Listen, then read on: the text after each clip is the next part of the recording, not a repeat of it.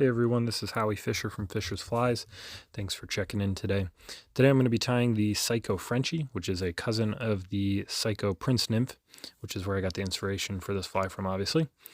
In the vise, I'm going to secure a size 16 Arex Freshwater 555 Czech Mini Jig, paired with a 3.5 millimeter tungsten slotted bead from Hanek. For my thread, I'm going to be using Semperfli Nano Silk in 30 denier in purple.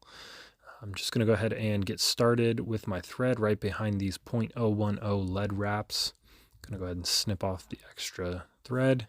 And then before doing anything else, just going to secure these lead wraps that I used to secure the bead. Once I've got these thread wraps secure, I'm just going to go ahead and get started with the fly. As you can see here, this is a typical purple pheasant tail. However, I have found the color that I've been looking for a long time, which is this bright electric purple. Typical pheasant tails with that dark purple, when you end up wrapping the fibers around the hook shank, the fly ends up typically turning more of a black color. And so I actually finally found this perfect color from Risen Fly Co. They're a shop out of Pennsylvania. So go ahead and grab just anywhere from 4 to 6 fibers for the tail. So once I've got those selected, I will use the body to measure the length. And I like to secure pheasant tail or any tail fibers really just with 2 or 3 wraps to start. In this case, you can see the tail was just a little bit longer than I like, so I was able to move it back, then go ahead and secure with wraps back to the hook to the hook bend. Wrap up to just behind the bead, snip off the rest of those fibers. And then for the next part of this fly, I'm going to be using Sabai flat wire in wide ultrafine in the color copper. This is really cool stuff that I've been liking a lot lately. It just makes a very defined, cool rib. So I'm going to go ahead and secure that on the near side of the hook shank. And then once I've done that, I'm going to go ahead and wrap back just right behind the bead again. Next, I'm going to take, again, anywhere from 4 to 6 more of those pheasant fibers. I like to clip the tips off because they are just a little bit more brittle and it gives you a nice square edge to tie in.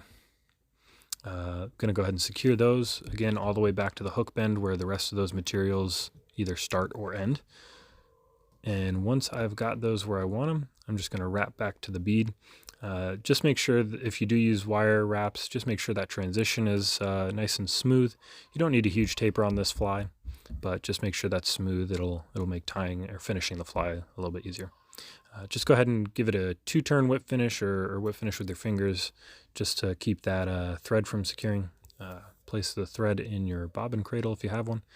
Next, I'm going to go ahead and secure the pheasant fibers in my hackle pliers.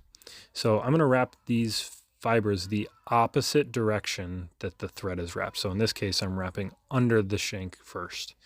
And this is important because it is much easier to capture a fiber like pheasant or another natural fiber with thread when it's going the opposite direction than it is with a slippery material like wire, especially when you're using nano silk because it is already slippery. So once I've wrapped that forward, secure it with a couple wraps.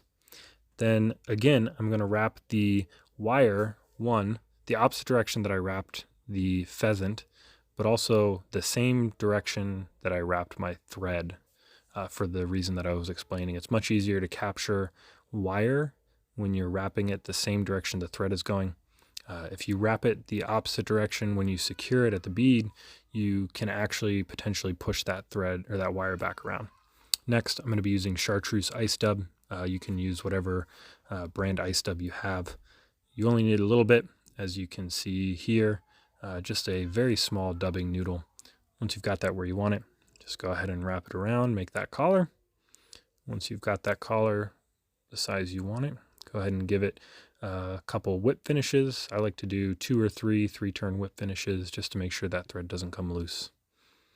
And there you have it. This is the Psycho Frenchie, again, inspired by the Psycho Prince Nymph.